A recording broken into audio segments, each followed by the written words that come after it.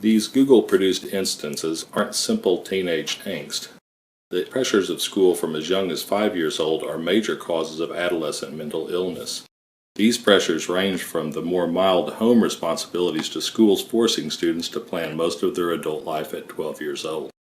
As shown through the eyes of both current and former gifted and talented high schoolers, growing academic pressures are the stress of success.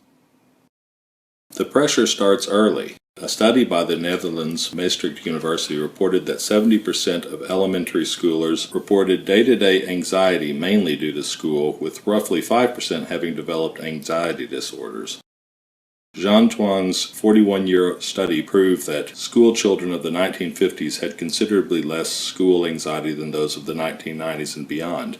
The pressures of school are becoming more and more difficult to handle, and today's adults can easily become detached from the very real dangers that teens face. Adolescents build their most important relationships in high school, and even more importance is placed on planning the rest of one's life, college, jobs, and so on.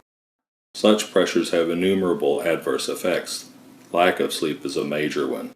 The majority of teenagers average 7 or less hours of sleep, as reported by the University of California at Berkeley. However, the Sleep Foundation reports that teenagers need 9 to 10 hours of sleep.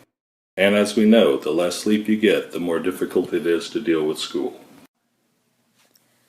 Over the past few years, I've suffered from various forms of insomnia.